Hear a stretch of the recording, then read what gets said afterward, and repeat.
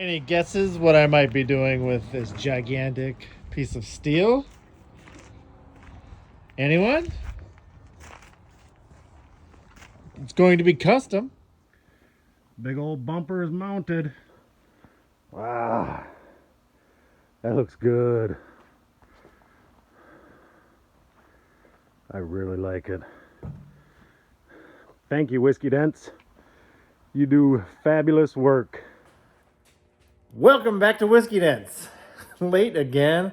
I don't know what I'm going to do with you guys, but at least you're here. We're going to do something a little bit different today. No working on the crew cab. No, we're just going to have a little fun. Some custom stuff. Let's check it out. If you ever wanted to build a custom 24-inch drop bumper for your vehicle? Oh, you haven't? Well, this is awkward. Anyways, that's what we're doing today. This is for Classic Car Revivals. He's got a 75 C65 full-size, like basically a semi, but it's not.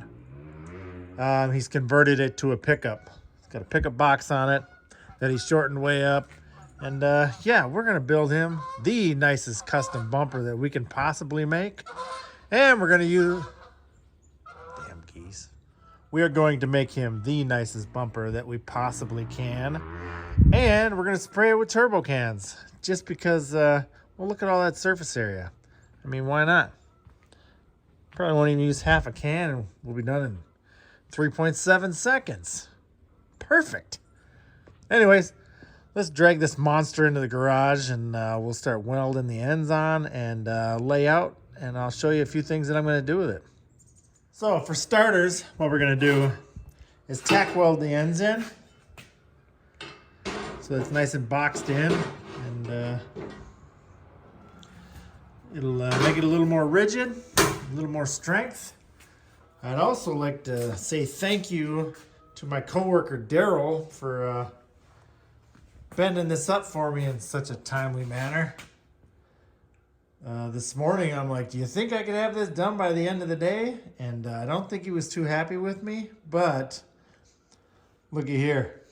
It was done at the end of the day. What a guy. What a guy. All right, let's do some welding real quick. Then I'll flip it over and then we'll mark out what we're actually doing. I'll do a little explanation. All right.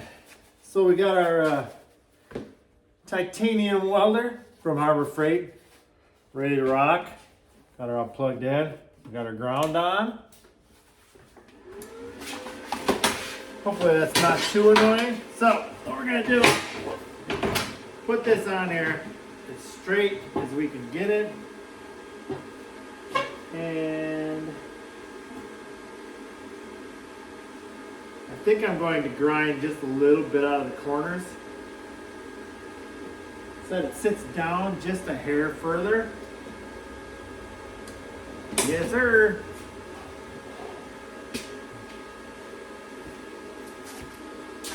Nobody wants to hear that. I'm the best man alive. If you don't believe me, ask me. What do you think? I'm just grinding these corners real quick. So, during that last time lapse, did anybody notice that I wasn't wearing my safety glasses? You know who Bob is? The guy I talk about every once in a while? He's actually the safety guy. And he just chewed me a new one. I don't think he likes me very much. And to be honest with you, I think he may want to kill me. I don't know. Anyways, we're going to push this up there perfectly tight.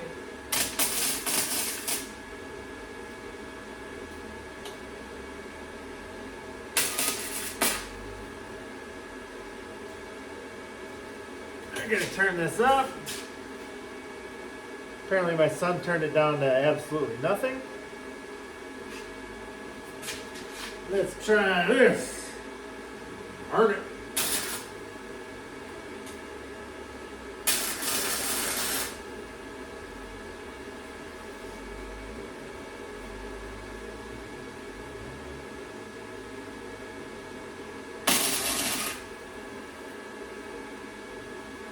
you're not shrinking your glove every single time that you weld, you're not doing it right.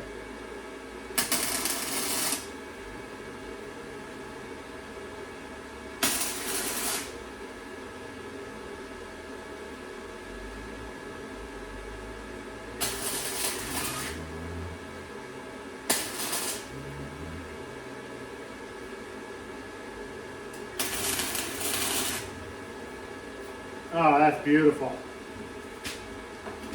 I'm just going to run a bead down the inside, just a little bit, so that it holds for sure. This thing's pretty heavy. It's kind of hard to be gentle with anything when it's like 200 something pounds, so just in case I accidentally set it down a little hard, she'll stay together. Cover them if you got them.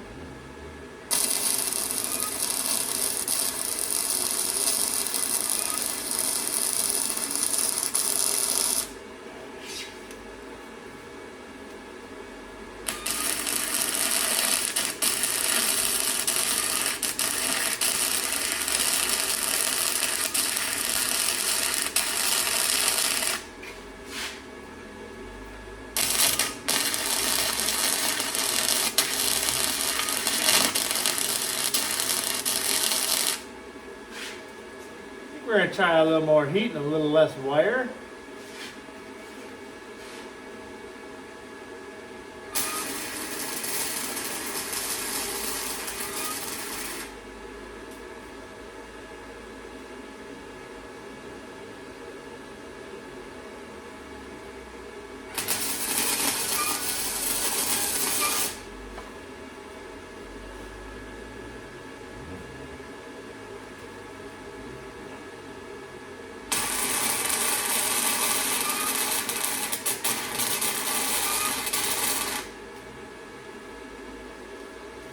This welder just does not like me.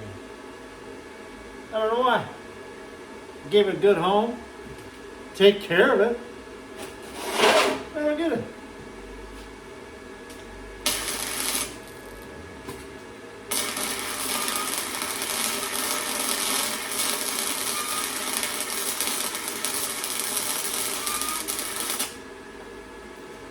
Alright, I'm going to do the exact same thing on the other side. And then we'll flip it over, do a little layout. One thing that I would like to say is if you're an amateur welder and you buy a cheap welder and you just can't figure out why you can't get your welds to work or look nice, well, if you've ever actually welded with a good welder, you know that these 110s or these little ones really suck. And being on a good machine will make almost any welder look like a rock star. That's just all there is to it. I mean, you get it set right and it don't take much, a little bit of practice. You know, it's basically doing the same thing over and over. Like, get comfortable, you know, relax, take a deep breath, and start stacking dimes. That's what I'm talking about. Just one more small thing. Don't forget to remove any flammable objects from your garage when you're grinding and welding. It could be bad. It could be real bad. Let's just set this inside this classic automobile.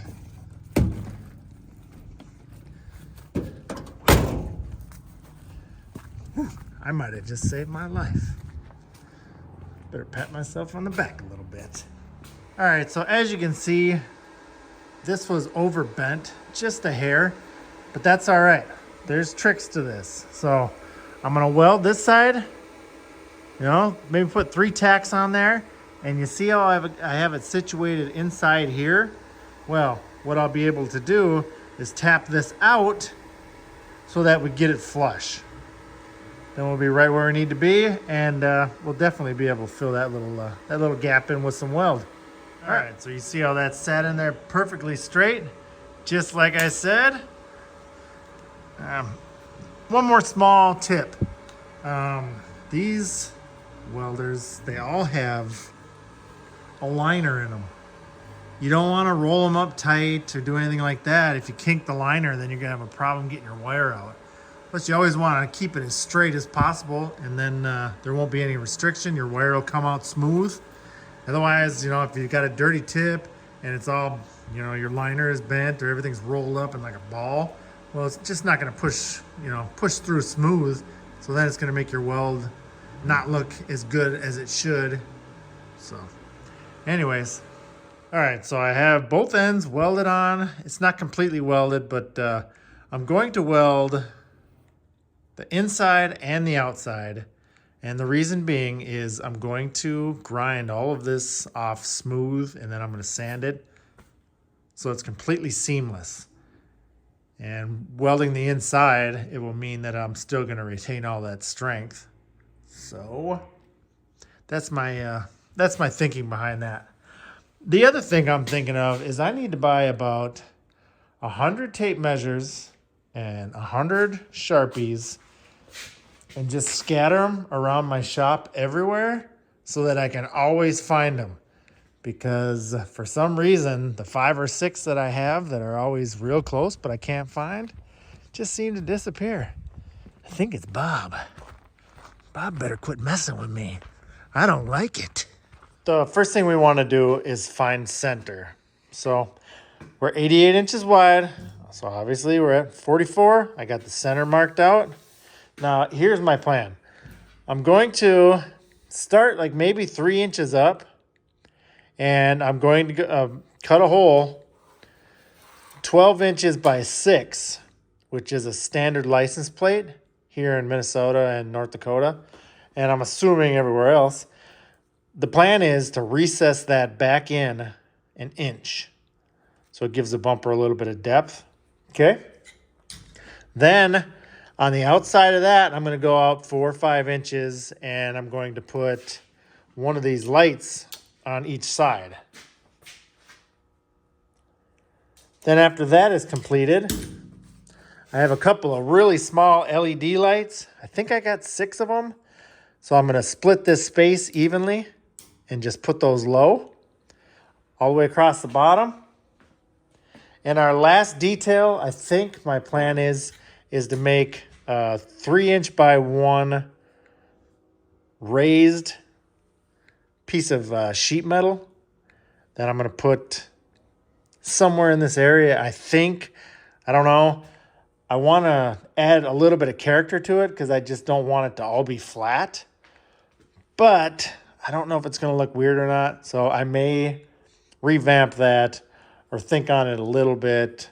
I don't know. Maybe I'll cut in some angles or something.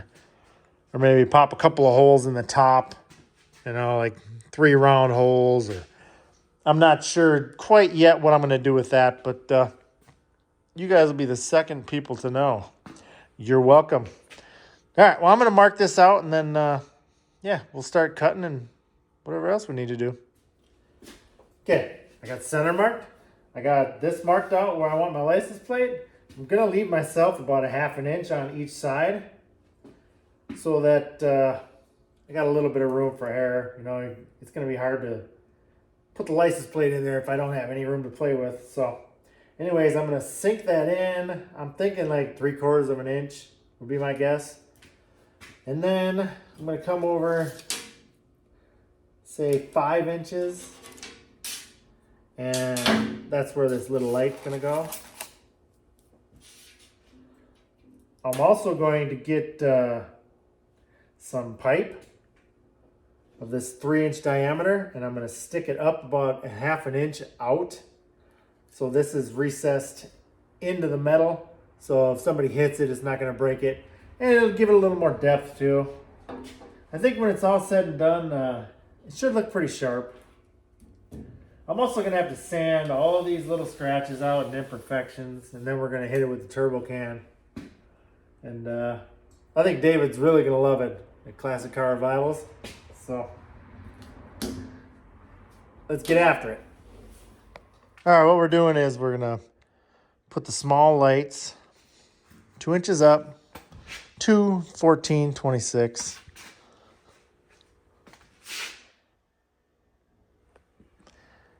We're going to have our license plate recessed. We're going to have our fog lights here. And we're going to do the exact same thing on this side. Thought about maybe drilling some holes in these corners and welding a piece of pipe in there. So if you wanted to stick a flag Or I know like they got those antennas or the whips or whatever with lights on them, so you can tell where the front of your cab is or front of your truck is.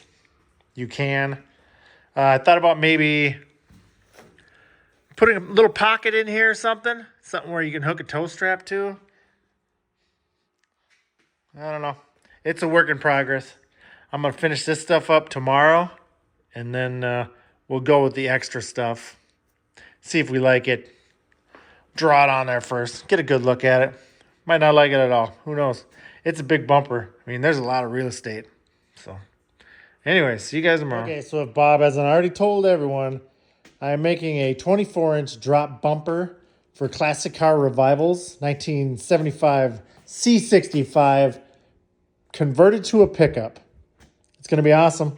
Recessed license plate, fog lights, a few added lights on the bottom.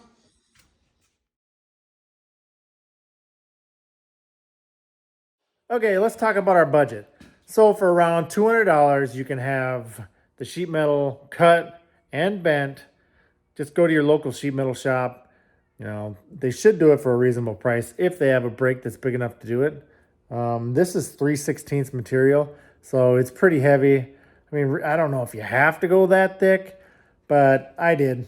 Anyways, so I got about $200 into that. I got $80 into lights. So we're sitting at $280. One turbo can is $15 or something. And maybe one can of primer. So we're right around that $300 mark. And the rest is just sweat equity.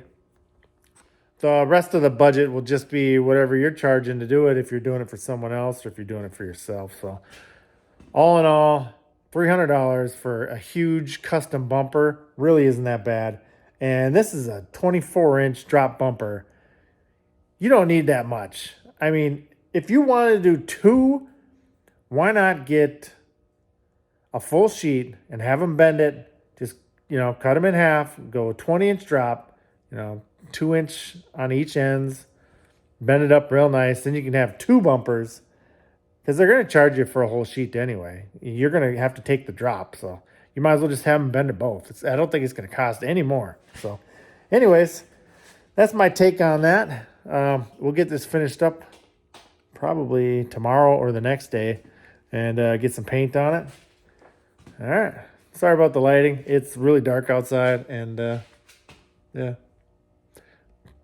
It's not very bright in here, but bright enough. And I'm back. It's the next night. I got myself a hole saw for taking care of these two. And I also got a piece of pipe. The plan is I'm going to cut, I don't know, 3/4 of an inch at a little bit of an angle. And then I'm going to come down a little bit further, and I'm going to cut it off straight. And I'm going to weld that on here with the longer side towards the top a little bit. And I'm going to do the same thing over here. And probably cut this down, this piece of angle iron, put it on the back side so that our lights have something to be secured to. Let's cut this hole quick. I'm also going to torch that out. I have the materials right here. So we'll do that real quick too. And then we'll probably start sanding on it. Make it look nice and pretty. And then we'll put some primer on it. So this hole saw made it about 3/4 of the way through that 3/16 plate. And then it decided it really didn't want to play anymore. So I started the other hole, and it was the same thing. So I grabbed the torch, fired it up, literally, and burned some holes. All right, well, that hole saw didn't quite make it. So I'm gonna have to get the torch out. I'm probably gonna pull this tape off and remark this with a magic marker, and then I'll burn that out too. Let's go. So I had to move it off the table just a little bit so that when I'm torching these out, I don't light the table on fire. That would be bad. Okay, let's cut her up. Gas axe. Let's go. It's all done. I'm a little bit out of practice. It's been a little while, but it'll definitely work. I'm gonna grab the grinder, clean it all up, and then we'll do a little bit of welding. So we got this stuff welded in. It's not completely welded in because I ran out of wire. So, looks like Classic Car Revivals is gonna have to finish this one off. I am going to prime it and paint the front. Probably prime most of the backside, but he's gonna have to do a little bit of welding or whatever. So, I'm gonna get it back on the table. We're gonna get a coat of primer on there. And then tomorrow we'll come back and hit it with the turbo can. So while this primer is drying, I'm just shaking one of these turbo cans. It took about, I'd say 10 minutes and a full can of primer to do this entire surface. And I would be willing to bet that with this turbo can, it's probably gonna take like maybe 2 minutes, if that. So if you need to paint a large surface, by all means, grab one of these. They work great. They come in numerous colors. It'd be nice if they sponsored me, but I hear they're kind of a tough one to get. Anyways, I'm gonna let this dry just a little bit longer, and then we're gonna hit it with the big boy can. Be right back. All right, enough screwing around. Let's do some painting.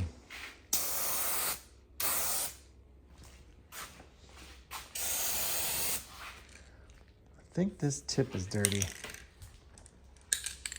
Let's clean that out and try again. I got it figured out.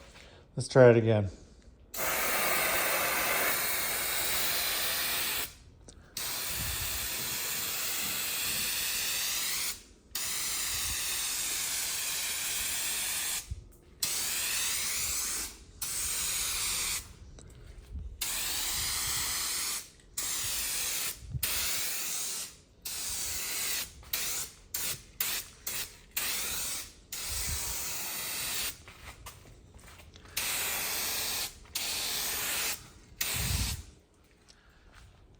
Probably going to be a little bit difficult to see, but we'll check on it in the morning. I figured I might as well get a bunch on here and let it dry overnight.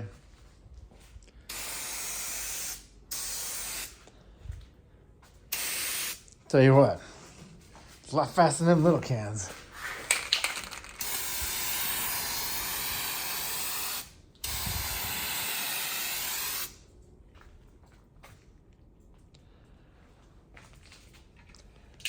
Just like the wheel that we painted, it looks like there's some orange peel, but I bet by morning that lays down flat and looks really good. So, call her a night. We'll check back tomorrow and see how it looks. Bye. Painting this giant bumper.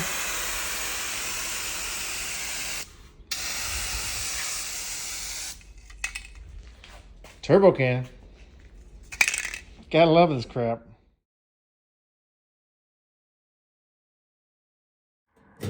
Big day. Oh, parts are starting to show up for the air ride. Woohoo! So, we got our bumper all loaded up. The old Jetta TDI is going bye-bye. My brother Dave over at Classic Car Revivals. I'm trading this 65, and I'm also getting a short box 64 F100. It's gonna be pretty sweet. Can't wait to get it.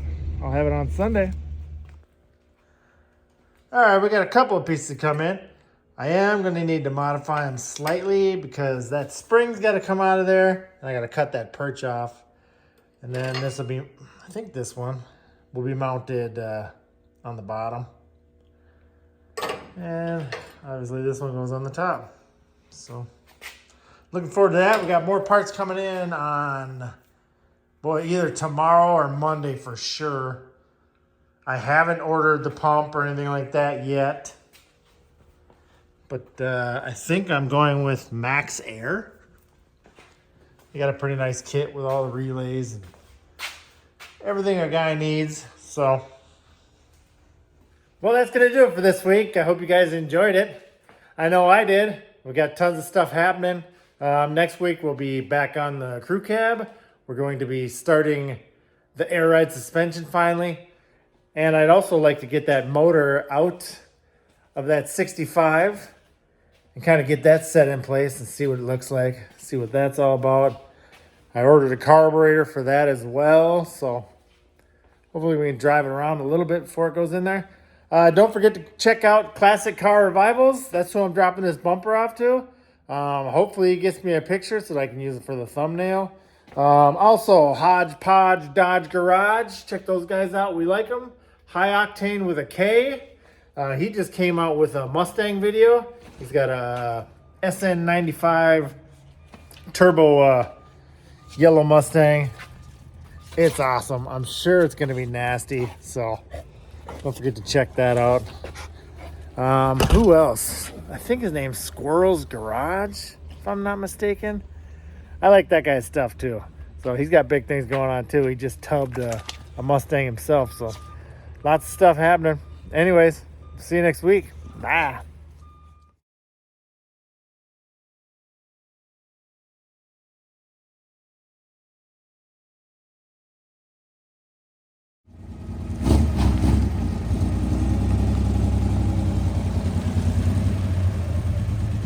Looks like Classic Car Revivals come through again.